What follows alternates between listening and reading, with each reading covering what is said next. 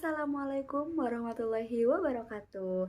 Halo, perkenalkan nama saya Fira Nur Asih dengan nomor induk mahasiswa 2081000031. Tujuan pembuatan video ini yaitu untuk memenuhi salah satu tugas dari mata kuliah komunikasi organisasi. Sebetulnya komunikasi organisasi itu apa sih? Nah, untuk lebih lanjut saya akan membahas sedikit mengenai komunikasi organisasi. California's got me looking like a beach bum. Sun up in my hair, I'm rocking long beachy curls. I'm feeling like a Cali girl. Pada dasarnya, komunikasi merupakan suatu aktivitas manusia. Dengan adanya komunikasi yang baik, maka kehidupan sosial suatu masyarakat bisa berjalan dengan baik. Hal tersebut akhirnya berlangsung dan terjadi pada sebuah organisasi. Untuk dapat membangun organisasi yang baik, diperlukan organisasi yang baik pula. Nah, lalu teman-teman, Devito mengungkapkan bahwa komunikasi organisasi merupakan sebuah usaha mengirim serta menerima pesan baik itu dalam kelompok formal maupun informal dalam suatu organisasi. Lalu komunikasi organisasi terjadi karena adanya sebuah proses di dalam suatu organisasi berupa penyampaian, penerimaan, dan pertukaran informasi dan pesan. Terjadinya pertukaran informasi dan pesan pada komunikasi tersebut dilakukan agar dapat mencapai suatu tujuan tertentu yang sudah ditetapkan bersama, meliputi pemimpin dan anggotanya. Lalu proses penyampaian, penerimaan maupun tukar informasi pesan dapat dilakukan secara formal dan informal selama tujuan yang ditetapkan terwujud. Nah, terus teman-teman ada beberapa teori-teori yang terdapat di dalam komunikasi di suatu organisasi. Yang pertama itu ada teori struktural klasik. Nah, teori komunikasi organisasi ini pertama kali berkembang pada 1800-an dan dapat disebut sebagai teori mesin. Mengapa demikian? Karena di dalam teori ini menjelaskan bahwa suatu organisasi digambarkan sebagai sebuah lembaga yang sentral akan tugas-tugas serta memberikan petunjuk mekanis struktural yang bersifat kaku, monoton dan tanpa inovatif gitu ya. Ada 4 kondisi di teori ini, yaitu kekuasaan, saling melayani, doktrin, dan disiplin. Lalu yang kedua ada teori neoklasik. Teori komunikasi organisasi neoklasik atau hubungan manusia ini diperkenalkan oleh Elton Mayo. Karena adanya ketidakpuasan dengan teori klasik atau teori mesin ini, nah, teori ini mengacu tentang pentingnya aspek psikologis serta sosial karyawan sebagai seorang individu atau kelompok kerja yang telah difasihkan oleh percobaan oleh Elton di pabrik Hawthorne pada 1924. Nah, dari hasil percobaan tersebut dapat disimpulkan bahwa pentingnya memerhatikan upah intensif serta kondisi kerja karyawan untuk meningkatkan produktivitas kerjanya.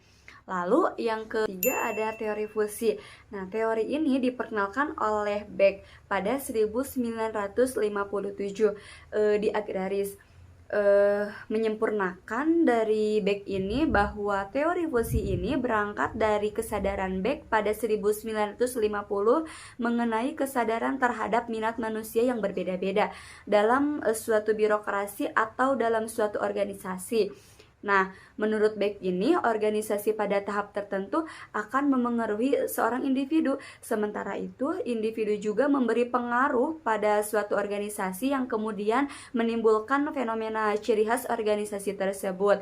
Bisa juga dilakukan dan menyebabkan pegawai di suatu perusahaan menunjukkan keunikan atau ciri khas perusahaannya, sehingga dapat dimodifikasi sesuai minat dan bakat individu tersebut. Lalu yang keempat ada teori peniti penyambung atau the linking pin model. Teori yang dikembangkan Rennie Likert ini menggambarkan mengenai struktur organisasi yang saling berkaitan dengan beberapa kelompok, dan teori ini menjelaskan adanya penyelia atau anggota dari dua organisasi atau kelompok yang memiliki fungsi menyambung atau mengikat kelompok kerja satu dengan yang lainnya pada tahap atau tingkat berikutnya. Nah, teori peniti penyambung ini dinilai penting karena dalam suatu organisasi diperlukan seorang penyelia yang nantinya dapat menyambung setiap anggota kelompok dan kelompok itu sendiri sehingga sifatnya menjadi efektif. Yang kelima ada sistem sosial. Di dalam teori ini dinyatakan adanya hubungan antara hubungan manusia yang memungkinkan suatu organisasi dapat bertahan lebih lama daripada orang-orang yang ada di dalamnya. Artinya, walaupun ada seseorang di dalam suatu kelompok atau organisasi tersebut meninggal dunia, maka kelompok tersebut akan menggantikan dengan anggota-anggota yang baru. Hubungan antar manusia yang terjalin pada teori ini kemudian dianggap penting karena ternyata hubungan antar manusia dalam suatu organisasi memang dipandang lebih penting daripada hubungan antara jabatan atau jabatan formal tertentu. Nah, ini tuh menurut Cat dan Han. Lalu yang keenam ada teori public relation. Mungkin teman-teman udah nggak asing lagi gitu tentang public relations. Nah, menurut Ron Ludow sebelumnya telah mengatakan bahwa komunikasi organisasi merupakan kajian dari teori public relation.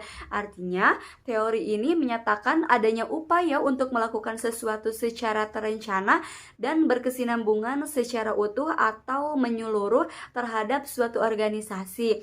Upaya tersebut dilakukan untuk menciptakan dan memelihara niat baik dan saling mengerti antara organisasi dan halayaknya. Dan yang terakhir itu ada teori kepemimpinan. Teori komunikasi organisasi yang terakhir ini menyebutkan bahwa pemimpin suatu organisasi atau kelompok merupakan sosok penting untuk membantu anggota dapat memenuhi kebutuhan serta dapat mencapai tujuan kelompok atau suatu organisasi ini secara bersama-sama. Nah, teori kepemimpinan ini diungkapkan oleh bahwa ada 4 tugas pemimpin.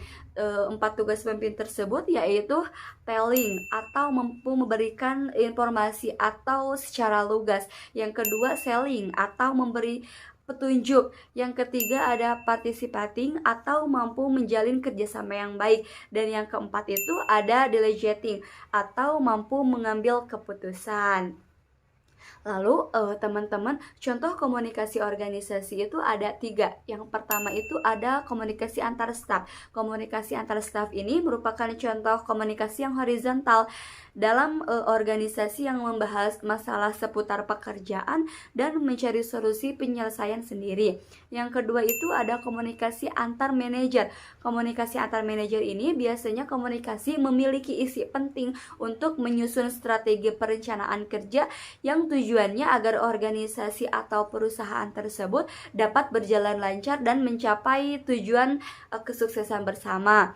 Yang terakhir ada komunikasi antara kepala departemen. Nah, biasanya terjadi komunikasi untuk melakukan koordinasi atau menyebar informasi dan menyelesaikan masalah yang terjadi di organisasi atau perusahaan, memberi solusi agar masalah dapat terselesaikan dengan baik. Nah, itu dia teman-teman terkait dari komunikasi organisasi. Semoga apa yang saya sampaikan ini teman-teman bisa paham sedikit tentang komunikasi organisasi. So, see you, bye-bye.